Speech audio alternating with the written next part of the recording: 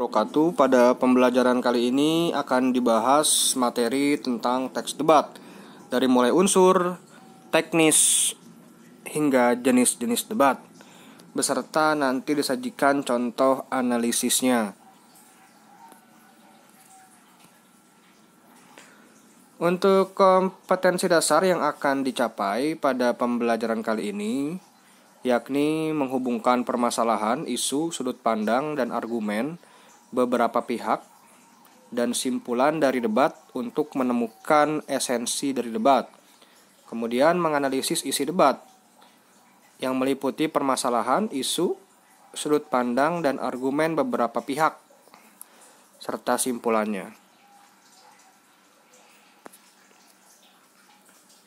Untuk definisi dari debat, dalam KBBI, debat didefinisikan sebagai pembahasan atau pertukaran pendapat mengenai suatu hal dengan saling memberi alasan untuk mempertahankan pendapat masing-masing. Kemudian secara umum debat diartikan sebagai kegiatan adu argumentasi antara dua pihak atau lebih, baik perorangan maupun kelompok guna mencapai tujuan kemenangan. Jadi kata kuncinya debat ini adu argumentasi. Kalau negosiasi kan tawar-menawar. Nah, kalau debat ini adu argumentasi untuk mencapai kemenangan, gitu ya. Jadi kata kuncinya adu argumentasi untuk mencapai kemenangan. Kemudian untuk tujuan dan manfaat dari debat, yang pertama melatih keberanian mengemukakan pendapat. Jadi bagi yang masih malu berpendapat, nah dalam debat ini diberikan kebebasan untuk berpendapat, tapi kebebasannya jangan kebablasan. Ya, harus sesuai dengan etika, ya, sopan santun, kemudian juga harus pendapat yang diucapkannya itu tidak asal-asalan. Kemudian juga melatih diri dalam mematahkan pendapat lawan. Jadi dalam mematahkan pendapat lawan tentunya harus menggunakan argumen-argumen yang jelas, kemudian juga yang bagus argumennya, sesuai dengan data, fakta. Kemudian juga meningkatkan kemampuan merespons suatu masalah. Karena dalam debat ini yang disajikan tentunya ada masalah-masalah, kemudian direspon seperti apa tanggapan kita terhadap masalah yang disajikan. Apakah kita setuju atau tidak setuju. Nah, kemudian masih banyak lagi, misal melatih kesabaran, yang melatih strategi bicara juga, dan lain sebagainya. Kemudian unsur-unsur debat, ada mosi. Nah, jadi mosi ini tema debat. Jadi dalam debat tentunya ada mosi yang diperdebatkan. Dan mosi harus seimbang biasanya dan harus menuai pro dan kontra. Jangan sampai berat sebelah mosinya. Nanti ada contoh mosi. Kemudian ada tim pro atau afirmasi. Jadi tim pro ini tim yang mendukung mosi atau sepakat terhadap mosi yang disajikan. Kemudian ada tim kontra atau oposisi, tim yang tidak sepakat terhadap mosi atau dia menentang tim pro. Ada juga tim netral. Mengapa diberi bintang? Karena dalam perlombaan tim netral juga bisa tidak ditampilkan, jadi hanya menampilkan 2 tim saja. Kemudian ada moderator, nah ini tidak kalah penting, yakni orang yang memimpin atau mengatur jalannya debat. Ada notulen atau orang yang mencatat jalannya debat. Ada juga audiens, ya, orang-orang yang menyaksikan debat. Dan ada juri jika debat tersebut dilombakan, tentu ada yang menilainya. Nah, ini contoh dari mosi. Ya, jadi pemilihan mosi memang penting dalam debat. Jadi mosi yang dipilih tentunya harus seimbang, jangan sampai berat sebelah. Contoh pro kontra koruptor harus dihukum mati. Nah, tentunya ini menuai pro dan kontra. Jangan sampai berat sebelah. Kemudian juga kemajuan teknologi membuat anak malas membaca buku. Ini pun sama, menuai pro dan kontra. Kemudian perkembangan teknologi berdampak buruk terhadap kehidupan sosial remaja. Ini pun bisa dicari pro dan kontranya. Dan yang berikutnya, sekolah harus meniadakan pekerjaan rumah bagi siswa. Ini pun sama, bisa dicari pro dan kontranya. Jadi ingat, pemilihan mosi itu harus bisa dicari pandangan pro dan kontranya. Jangan sampai hanya pro-nya saja atau kontranya saja. Bagi tim pro berarti mendukung mosi. Misal koruptor harus dihukum mati, berarti tim pro mendukung bahwa koruptor itu harus dihukum mati. Jadi setuju. Nah, tinggal cari kira-kira alasannya mengapa setuju. Kalau tim kontra berarti tidak setuju. Berarti koruptor jangan dihukum mati kalau tim kontra. Cari kira-kira pendapat atau argumennya apa saja.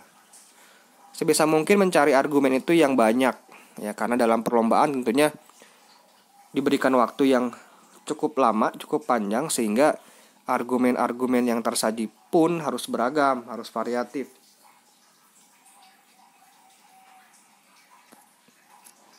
Kemudian untuk teknis debat, nah biasanya tiap tim terlebih dahulu mempersiapkan atau memperkenalkan diri jika dilombakan debatnya, ya. Kemudian juga dipandu oleh moderator tentu. Jadi moderator ini nanti menjelaskan teknis debatnya. Ada berapa babak dan tiap babak itu waktunya berapa lama. Kemudian juga membacakan mosi. Jadi mosi yang akan didebatkan dibacakan oleh moderator, ya. Sekaligus ya mengatur jalannya debat.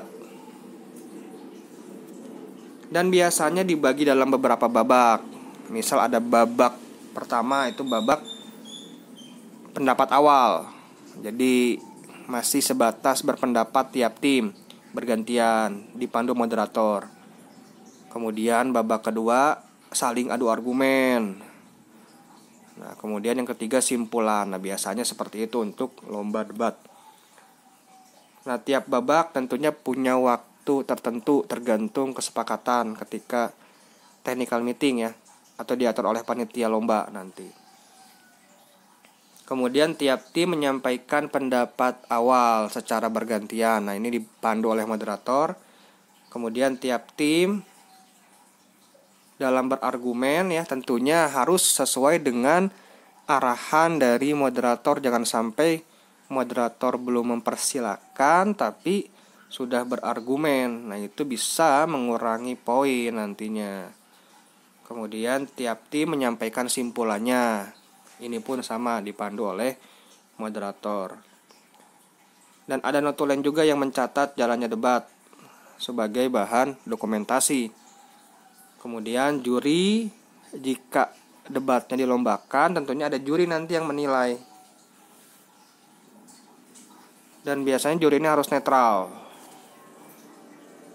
Kemudian juga saat berdebat, audiens hanya boleh menyimak. Jadi kalau kalian menjadi penonton atau audiens, tugas kalian atau hak kalian hanya bisa menyimak, tidak boleh memberitahu atau membantu, ya, salah satu tim, kecuali dipersilakan oleh moderator untuk mengapresiasi atau tepuk tangan misal. Itu silakan, boleh. Atau secara singkat, ini untuk struktur dari debat. Yang pertama ada pengenalan. Jadi tiap tim memperkenalkan diri, nama, kemudian asal lembaganya dari mana. Kemudian masuk ke babak selanjutnya, babak penyampaian argumen. Jadi tiap tim bergantian biasanya menyampaikan argumen masing-masing. Apakah setuju terhadap mosi atau tidak. Dan tentunya argumennya harus didukung dengan fakta dan data. Kemudian intinya nih perdebatan. Jadi ini bisa melakukan instruksi ya ketika di babak debat ini, saling adu argumen nih di babak ini. Nah, kalau tadi babak pertama tidak bisa menyatakan instruksi, jadi hanya sebatas argumen awal saja, pendapat awal. Nah, ini kalau babak selanjutnya biasanya babak intinya ini bisa menyanggah langsung, tapi tetap harus dengan persetujuan dari moderator. Misal ketika tim pro menyatakan bahwa koruptor harus dihukum mati, nah, boleh angkat tangan atau sesuai dengan aturan menyanggah. Kalau dipersilakan, nah silakan berbicara. Dan babak terakhir biasanya ada, atau struktur terakhir ada simpulan. Jadi tiap tim secara bergantian menyampaikan simpulannya. Nah, ini sudah tidak ada lagi sanggah menyanggah.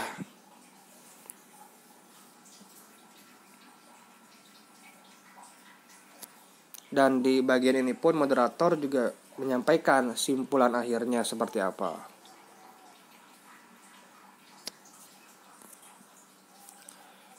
Contoh dari teknis debat kita lihat ya. Misal ada moderator. Jadi pada kesempatan kali ini kita akan menyaksikan debat dengan tema sekolah harus meniadakan pekerjaan rumah bagi siswa. Ini contohnya. Nah, dipersilakan oleh moderator, misal tim pro atau afirmasi. Nah, baru tim afirmasi menyampaikan argumen atau pendapatnya. Ini hanya contoh, hanya penggalan contoh. Jadi kata tim pro bahwa mereka setuju terhadap mosi, ya. Jadi tim pro itu setuju terhadap mosi dengan alasan bahwa karena beban belajar siswa saat belajar di sekolah sudah cukup berat sehingga perlu waktu untuk istirahat. Kemudian sebelum tim kontra membalas, tentunya ingat harus sesuai persetujuan dari moderator. Baru tim kontra berargumen. Tentunya argumennya harus sopan ya.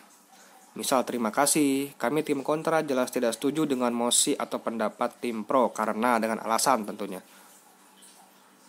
Nah, alasan tim kontra itu misal pekerjaan rumah bisa menjadi pengingat siswa tentang materi sebelumnya, itu contohnya. Tidak sedikit siswa ketika pulang tidak istirahat, mereka malah nongkrong dengan teman atau malah asyik bermain game tanpa kenal waktu, sehingga melupakan pelajaran. Ini contoh dari pendapat atau argumen tim kontra. Nah, dilanjut, kalau ada tim netral berarti tim netral pun punya hak untuk berargumen. Nah, dipersilakan oleh moderator, baru tim netral bisa berargumen. Nah, ini contoh dari argumen tim netral. Jadi tim netral itu tentunya jangan sampai memihak, ya, jangan sampai memihak tim pro atau tim kontra. Kalau memihak berarti poinnya nanti sedikit nanti berkurang.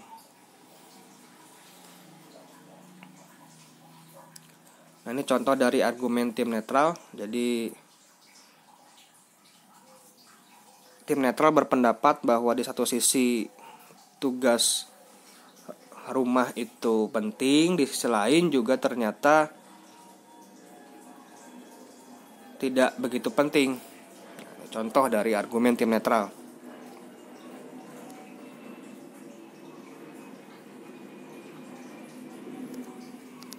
Nah, itu dia contoh dari debat. Ya. Untuk lebih jelasnya nanti akan ada praktikum debat. Kemudian kita ke kebahasaan. Dalam teks debat tentunya ada ciri kebahasaan. Yang pertama, menggunakan bahasa yang santun. Jadi meskipun saling serang, saling adu argumen, tentunya harus menjaga kesantunan dalam berbahasa. Karena ketika lomba debat tentunya cara berbahasa pun jadi penilaian. Jadi jangan sampai menyerang fisik, ya, menyerang pribadi, itu jangan sampai seperti itu dalam lomba debat. Jadi seranglah argumennya itu. Kemudian juga menggunakan kalimat majemuk atau kalimat kompleks. Nah, nanti bisa dilihat contohnya. Kemudian juga menggunakan konjungsi atau kata hubung sebab akibat. Ditandai biasanya dengan penggunaan karena, sehingga, itu contoh. Kemudian menggunakan kata ganti orang. Misal Anda, kamu, kami, itu contoh. Kemudian menggunakan kata kerja, verba, dan selanjutnya menggunakan kata rujukan. Contohnya ini, itu, tersebut, itu kata rujukan. Kita lihat contohnya. Nah, misal menggunakan kalimat yang santun. Contoh ada kata terima kasih. Jadi sebelum berpendapat, usahakan mengucapkan terima kasih atas kesempatan yang diberikan. Kemudian juga menggunakan pronomina, misal kami, Anda, itu contoh dari pronomina atau kata ganti orang. Selanjutnya menggunakan kata kerja, contoh setuju. Nah, ini contoh dari verba atau kata kerja.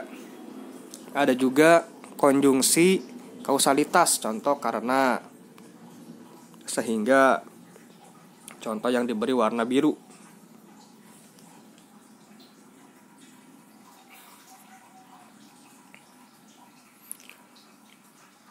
Nah, di sini pun ada di pendapat atau argumen tim pro ada konjungsi kausalitas. Nah, karena beban belajar siswa, nah itu ada di sana ya. Nah, ini pun menandai kalimat majemuk bertingkat, nah, atau kalimat kompleks. Jadi penggunaan konjungsi pun bisa menandai jenis kalimat. Jadi kalimat tersebut merupakan kalimat majemuk atau kalimat kompleks. Jadi rata-rata yang digunakan memang kalimat-kalimat kompleks karena disertai dengan konjungsi ya, karena, sehingga, sebab, maka, misal.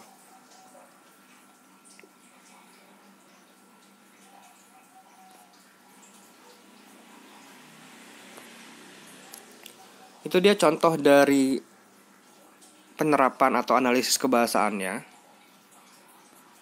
Nah, untuk jenis-jenis debat, jadi dibagi ke dalam beberapa jenis. Ada debat parlementer atau majelis. Jadi dalam debat ini biasanya terjadi ya, atau dilakukan di tatanan atau tataran eksekutif, yudikatif, atau legislatif. Dan debat ini biasanya membahas undang-undang, kebijakan, atau hal yang terkait ketatanegaraan. Ini debat-debat yang dilakukan oleh pemerintah, nah biasanya nih. Kemudian juga ada debat pemeriksaan ulangan. Nah, ini debat ini bertujuan untuk mengetahui kebenaran. Biasanya digunakan oleh aparat penegak hukum. Nah, ditemukan biasanya pada persidangan antara jaksa dan pengacara. Ada juga debat formal, konvensional, atau debat pendidikan. Nah, debat ini biasanya terdiri dari 2 kubu atau 3 kubu dengan tim netral, misal yang saling beradu argumen, jadi membahas suatu hal atau mosi. Dan debat ini lebih menitik beratkan pada pengembangan kemampuan. Nah, contoh debat-debat yang diperlombakan di tingkat SMA atau SMK atau madrasah aliyah misal, atau tingkat SMP, itu contoh dari debat pendidikan. Jadi tujuannya memang untuk mengembangkan potensi. Nah, itu dia contoh atau jenis-jenis dari debat. Nah, selanjutnya ada teknik penarikan simpulan dalam debat. Jadi dalam menyimpulkan tentunya jangan asal-asalan. Jadi ada beberapa tekniknya yang bisa digunakan. Ada teknik generalisasi, ada analogi, silogisme, hingga kausalitas. Nah, kita lihat contohnya. Misal untuk generalisasi, jadi diutarakan dulu hal-hal yang bersifat khusus atau bagian penjelasnya. Baru diakhiri dengan kalimat utama.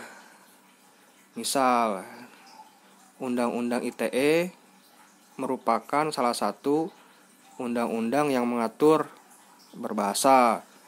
Ada juga Undang-Undang nomor 24. Kemudian ada juga Perpres ya tahun 2009 ya nomor 63. Dan baru diakhiri dengan pernyataan umum atau kalimat utama. Itulah peraturan-peraturan yang mengatur warga Indonesia dalam berbahasa. Kemudian juga ada cara menyimpulkan analogi. Jadi boleh silakan kalian menganalogikan sesuatu. Misal, mulut kita ibarat harimau. Harimau yang terkenal buas tentu ditakuti, bahkan dijauhi oleh hewan lainnya. Hal ini sama seperti aktivitas kita dalam berbahasa. Nah, kebebasan berbahasa itu jangan disalahgunakan seenaknya. Tetapi kita harus berhati-hati dalam berbahasa agar tidak mencelakakan diri kita, bahkan orang lain. Jadi kesimpulannya atau kalimat utamanya disimpan di bagian akhir. Jadi menggunakan analogi pengibaratan. Jadi ada kata-kata ibarat, seperti, bagaikan. Ini contoh dari paragraf analogi. Untuk contoh dari silogisme, nah, jadi ada kaitan hubungan yang logis. Misal, setiap manusia bebas berbahasa, setiap manusia pun bebas berpendapat. Akan tetapi kebebasan berbahasa harus dibarengi dengan etika. Nah, disimpulkan, digabungkan. Berarti manusia yang beretika tentu tidak asal dalam berbahasa.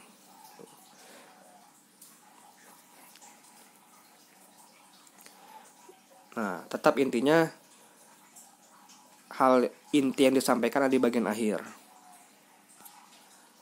Dan yang berikutnya ada contoh dari kausalitas. Misal banyak hutan yang beralih menjadi permukiman hingga tempat hiburan. Nah, ini masih bagian khusus atau penjelas. Ditambah lagi intensitas hujan yang meningkat. Nah, di akhir nih intinya. Oleh karena itu Kalimantan rentan tergenang banjir. Begitupun ketika kalian berdebat, boleh kalian jelaskan dulu bagian penjelasnya, baru sampaikan intinya apa. Atau boleh juga sebaliknya, tidak masalah. Itu dia contoh dari teknik menyimpulkan saat berdebat. Terima kasih. Jika ada pertanyaan silakan boleh disampaikan di kolom komentar. Selamat berpraktik. Berdebatlah dengan indah. Mohon maaf bila ada kesalahan. Wassalamualaikum warahmatullahi wabarakatuh.